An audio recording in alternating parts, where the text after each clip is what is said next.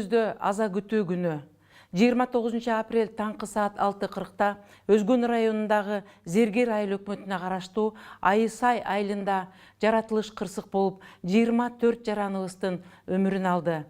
Мына ошол жердеги каза болгондордун жакындарына көңүл айтуу үчүн коомдук ишмерлер Надира Нарматова жана Камиля Талиева биздин студиябызга келишкен. Саламатсызбы, Надира эже, саламатсызбы, Камила айым. Мына бүгүн биздин өлкөбүздө аза күтүү күнү. Бардыгыбыз кайгы жутуп, жалпы кыргыз улуту абдан бир кайгыда отурабыз. Анткени 24 жараныбыз көчкү алдында калды. Бул нерсени биз Кудайдын жазганы деп айтканыбыз менен Кудай сактанганды сактайм деген да сөз бар экен. Алдын ала ошону бир эскертип, же болбосо ошол жарандарыбызга бир шарт түзүп берип башка жака көчүрсөк болот беле? Же кандай бир нерседен бул кайгы жалпы элибиздин башына келип түштү? Оюңуздарды ортого салып, анан жакындарына көңүл айтсаңыздар. Надира эже, сөз сизде. Рахмат, Үмүт айым. Биринчи кезекте сизге чоң рахмат. Ошол биздин суранычыбызды кабыл алып, жалпы коомчулукка ошол эле жерде мезгилде биздин Өзгөн районундагы Айысай айылындагы болгон кечээки 2 күн мурунку апааттын, күтүүсүз кырсыктын, жаратылыштын кырсыгынан жапа чегип уктап жаткан жеринен дагы бир жолу биздин экинчи жолу кайталанган дача сууду сыяктуу Айысайда биздин 24 жараныбыз жарык дүйнө менен кош айтышып кете берди, топурактын алдында калып. Бул өтө өкүнүчтүү, өтө кайгылуу окуя. Экинчи жагынан биздин ошол жалпы коомчулукка деле, ошол бийликтин беш бутагында турган жетекчилерге деле бул кечиримсиз иш катары мен эсептейт элем. Анткени бул мындай көчкүлөр биздин Кыргызстанда биринчи жолку эмес, жаңылык дагы эмес. Биздин Кыргызстандын тоолору жаш тоолор. Булар бардыгыбыз билебиз, илимий жактан негизделген, тынымсыз биздин тоолор өсүп турат. Ошондуктан жаратылыштагы өзүнүн өсүүсүн, өнүгүүсүн токтотпой тоолор өсүп тургандыктан кайсы бир мезгилде сөзсүз түрдө кыймыл аракетке келе тургандыгын бул илимий жактан негизделгенин билебиз. Себеби бул иш тажрыйбадан, турмуштук тажрыйбадан да мен билем. Себеби Алай районунда, Өзгөн районунда, Каракулжада, мындай Кара Суу райондорунда, ошол мен өзүм жакындан билген райондордун, тоолуу райондордо ушундай окуялар болуп келатат көп жылдардан бери эле. Ошондуктан ошол жердеги Айысай айылындагы тоонун көчө турган болжолдуу маалыматы ошол адистерге белгилүү болгондон кийин 2 күн, 3 күн мурун эскерттик, түшүнүк кат жазып берди деген менен чектелип калгандыгы бул өтө кечиримсиз иш.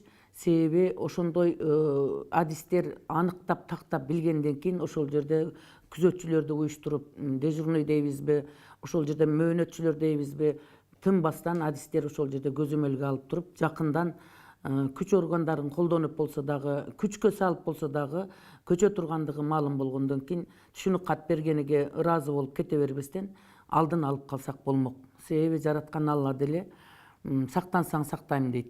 Алланын буйругуна моюн сунуп отура бергенде анда баарыбыз эле башкача болуп калбай белек. Ошондуктан бул жерден ачуу болсо дагы чындыкты биз ачып айтып эле койгонго милдеттүүбүз. Себеби биз эми элдин кишиси болгондон кийин ар бир адис, ар бир тармактын кызматкери өзүнүн ээлеп турган кызматында жоопкерчилик менен мамиле жасаганда биз мындай окуяларга туш болбойт элек. Себеби эми тынбай көз өтүп жердин алдында калып кеткен адамдарды биз күнөөлөгөндөй, өзүң күнөөлүүсүң дегендей ишарат менен көчпөй койдуң, жазып бердиң, жоопкерчилигиң өзүңдө болгон, доом жокмун деген сөздөрдү кайра айтып эле алардын тууган уруктарын, жалпы коомчулуктун кыжырын кайната берген болбойт менимче. Болорушунча болуп боеру канды. Себеби кенебестиктен, кайдыгерликтен, жоопкерсиздиктин жетишерлик эместигин айынан биз дагы ушундай бир Кудайдын сыноосуна дуушар болуп турабыз. Бул өзү чындыгында кечиримсиз иш. Эми кандай болгон чакта дагы биздин ошол жарандарыбыз топурактын алдынан алардын сөөктөрүн таба алабызбы, таба албайбызбы, аны убакыт көрсөтөт. Тилекке каршы өтө эле топурактын көлөмү көп экен. Мына 2 күндөн бери бир дагы жарандын сөөгүн таба албай атабыз. Ошого карабастан мына президентибиз бүгүн 30 апрелди аза күтүү күнү деп белгиледи. Аза күтүү күнү болуп белгиленгенден кийин тилекке каршы биз бир дагы сөөктү таба албай аткандыгыбыз өкүнүчтүү. Экинчиден биздин мусулманчылыкта эми баардыгыбыз ошол жерде калып кеткен баары мусулман болуп аткандан кийин сөөктү таап аны кепиндеп жаназасын окуп жерге бермей сайын Куран окуш дагы татаал нерсе. Ошон үчүн мен ошол жердеги каза болгон биздин бир туугандарыбыздын жакындарына, туугандарына, өзүмдүн атыман, үй бүлөмдүн атынан, коомдук ишмер катары, элдин кызы катары өтө терең кайгыруу менен көңүл айтам. Кудайдын буйругу ошондой болсо дагы сабыр кылыңыздар, жаткан жерлери жайлуу болсун, топурагы торко болсун, Кудайым күнөөлөрүн кечирип, ошол жерден сурактарын жеңил кылып, шейит кетишти. Эми булар ошо шейит кеткендердин жайларын бейиштин төрүнөн орун берген болсун. Сабыр кылыңыздар. Сабыр кылгандан башка, кайрат кылгандан башка аргабыз жок. Эми ошондой болсо дагы бир ачууду басыш үчүн, күйүттү басыш үчүн, арманды басыш үчүн ата-канат ушу жердин алдында калып кетти дебестен колдон келишинче ошолордун сөөгүн таап элге бергенге аракет кылышыбыз керек. Анан эми кайда болбосо таба албасак, аны өз мезгилинде ошол жердин аксакалдары бар, эли журт деген бар, тууган уругу деген бар, мамлекет деген бар, өкмөт деген бар. Көпчүлүк бары ортодон бир чечимге келишер. Бирок биз Кудайдан үмүт кылып, ошол Алланын жардамы менен мүмкүн болушунча көпчүлүктүн жардамы менен эл журт көтөрүлүп, коомчулук көтөрүлүп, колунан келген адамдар жардам берип, ошолорду сөөктөрдү тапканга аракет кылышыбыз керек. Эми дагы бир мен ушул жерден баса айтып кете турган нерсе, кийинки учурдагы биздин ушул кыргыз мамлекетиндеги Кыргызстандын жарандарынын түрдүү кокустуктардан, түрдүү кырсыктардан, күтүлбөгөн бир сыноолордон жабыр тартып, топтобу менен эле кырылып калгандай эле каза болуп калып аткандары, жарандарыбыздын ушундай бир ажырап калып атканыбыз өтө өкүнүчтүү болуп атат. Кандайдыр бир деңгээлде ушул бир Кудайдын берген биздин кыргыз элине сыноосу болгондой эле сезилип атат да.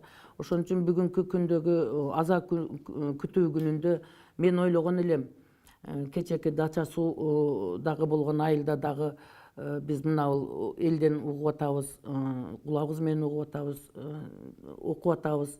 Ошол дача сууда дагы биз кайдыгерирээк мамиле жасап койдук да.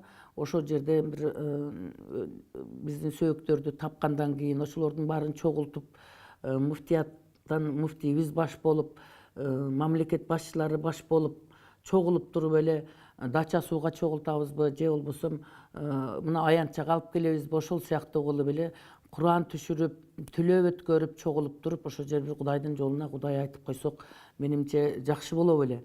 Себеби өзүбүздүн да мусулманчылык парзыбызды жасап койгонубуз жакшы. Себеби азыр бүгүнкү күндө айткандарына караганда түндөлөрү жаш балдардын ыйлагандары, аялдардын ыйлагандары, кыйкырыктар, үндөр ушундай бир угулат деген мындай болгон сөздөрдү угуп атабыз. Бул деген бул арбактардын наразы болгондугу деп ойлоймун. Ошон үчүн мына бүгүнкү күндө дагы аза күтүү болгондон кийин сөөктөрүбүздү таба албасак дагы бизге ошол жерде бир аянтчага өкмөт тарабынан бир иш чара уюштурулуп, ошол керектүү аксакалдарыбызды, жакшыларды, ошол тиешелүү момун мусулмандардын катышуусу менен ушул жерден бир жакшы бир иш чара өткөрүп, эскерүү өткөрүп, өзүбүздүн пикирибизди жалпы журтчулукка белгизип койсок, ашыкчалык кылмак эмес. Азыр деле кеч эмес, мен ошол дача суудагы баш көтөргөн тыңчыкма балдар бар. Ошолор деле ошол Кудайдын жолуна Кудай кылышып, топтолуп, эл топтолуп туруп ошол жерден бир кан чыгарып, Кудай өткөрүп койсо, чогуу менен Куран окуп койсо, биз Кудайдын жолуна Кудай болуп, өзүбүздүн кыргыз элинин келечегине өсүп өнүгүшүнө деле жакшы боло беле.